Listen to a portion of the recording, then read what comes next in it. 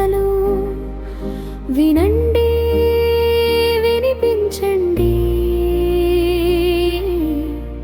వింటూనే ఉండండి అనగా అనగా అనగనగా.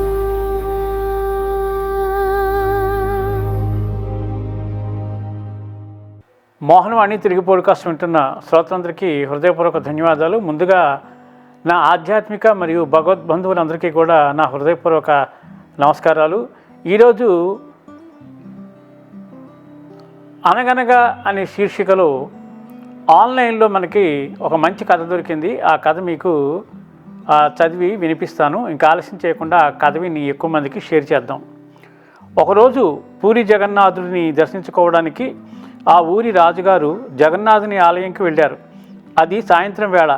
అప్పటికి చాలా ఆలస్యమైంది. ఆలయం కూడా మూసివేయబోతున్నారు.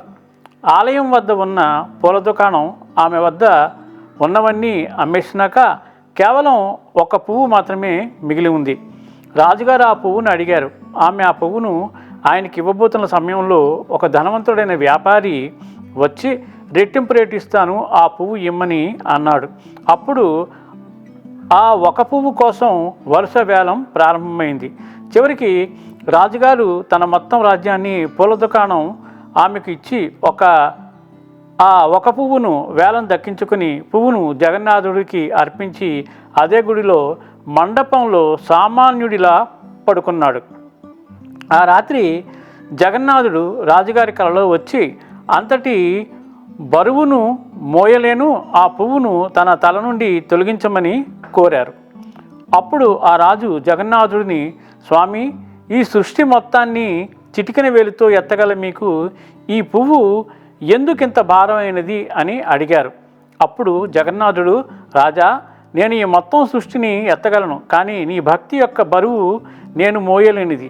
రాజా, నా మీద భక్తితో నాకు అర్పించడం కోసం ఒక పువ్వును పొందడానికి నీ మొత్తం రాజ్యాన్ని త్యాగం చేశావు. ఇంతటి భారీ మూల్యం గల భక్తిని మోయడం చాలా కష్టం అని చెప్పి నీ రాజ్యం లేని నీవు రేపు ఎలా బ్రతుకుతావు అని కూడా ఆలోచించకుండా నీ కల్మషం లేని భక్తితో నన్ను ప్రసన్నం చేసుకున్నావు.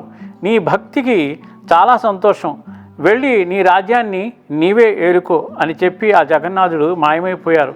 భగవంతుడు ఎల్లప్పుడూ భక్తుల యొక్క కల్మషము లేని భక్తికి సంతోషించి భక్తుడిని ఆశీర్వదిస్తారే కానీ కల్మషమైన స్వార్థపూరిత భక్తితో పూజించే వారికి ఎప్పుడు సమయం ఇవ్వరు. ఓం నమో భగవతే వాసుదేవాయ. చాలా అద్భుతమైన కథ. భక్తి అంటే ఇలాగే ఉంటుంది. సర్వం మర్చిపోయి తాము ఏమవుతామో అని ఆలోచించకుండా పూర్తిగా భగవంతుని మీద భారం వేసి భగవంతుని యొక్క భక్తిలో చాలామంది మునిగిపోతూ ఉంటారు. అటువంటి వాళ్ళని భగవంతుడు కరుణిస్తాడు, కలలో కనిపిస్తాడు, ఆశీర్వదిస్తాడు. ఇక్కడ నిస్వార్థంగా చేయాలి, భగవద్భక్తితో చేయాలి అనే విషయాన్ని చాలా క్లియర్గా మనకి కథ ద్వారా అర్థమైంది. ఇంత అద్భుతమైన కథను 10 మందికి షేర్ చేస్తే వాళ్ళలో కూడా మంచి ఆలోచనలు రేకెత్తి ఎక్కువ మంది ఆ భగవంతుని మీద కాన్సన్ట్రేషన్ చేయడానికి అవకాశం ఉంటుందని మనస్ఫూర్తిగా నమ్ముతూ మీ అందరినీ మీ బంధువులకు, మిత్రులకు, శ్రేయోభిలాషులకు ఇది షేర్ చేయమని చెప్పి మనస్ఫూర్తిగా కోరుకుంటూ, ఇంతటి అద్భుతమైన కథను రచించిన ఆ రచయితకు ఎవరు మన మోహనవాణి మరియు మోహనవాణి శ్రోతల తరపున హృదయపూర్వక ధన్యవాదాలు తెలియజేసుకుంటూ, సర్వేజన సుఖినో భవంతు, లోకా సమస్త సుఖినో భవంతు. ధన్యవాదాలు. స్వస్తి. అనగా అనగా అనగనగా మీ మోహనవాణిలో పొడుగు కథలు, పొట్టి కథలు వినండి వినిపించండి వింటూనే ఉండండి అనగా అనగా అనగనగా.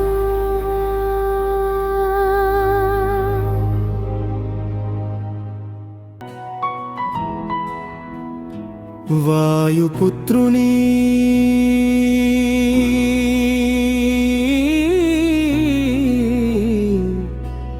రామభక్తుని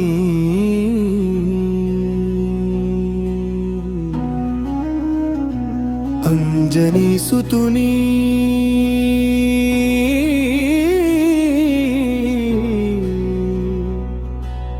చిరంజీవిని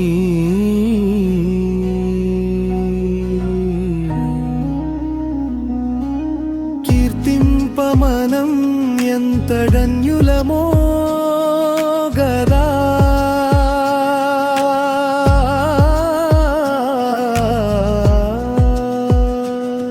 సంపూర్ణ హనుమద్దివ్య చరితామృతం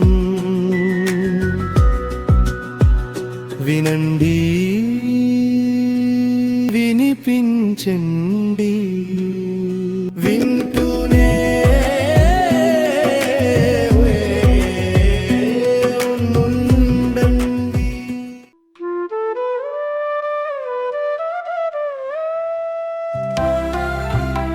సత్సంగం సత్సంగం భగవంతుని లీలలు సాధు సత్పురుషుల గాథలు మహాత్ముల జీవిత గాథలు భగవంతుని తత్వం తెలుసుకునే ప్రయత్నమే సత్సంగం. ఈ సత్సంగం వినండి వినిపించండి వింటూనే ఉండండి. సత్సంగం ఈ సత్సంగం.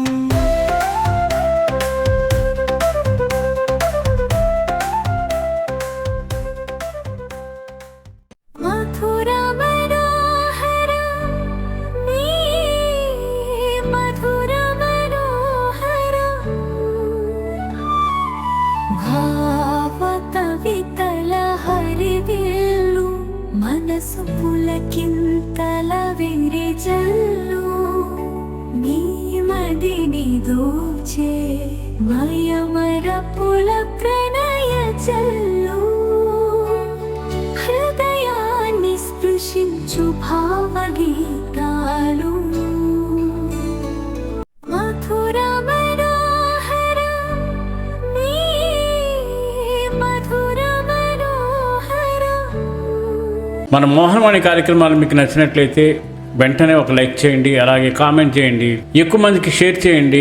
సబ్స్క్రైబ్ చేసుకోకపోతే వెంటనే మన ఛానల్కి ఇప్పుడే సబ్స్క్రైబ్ చేసుకోండి. ధన్యవాదాలు.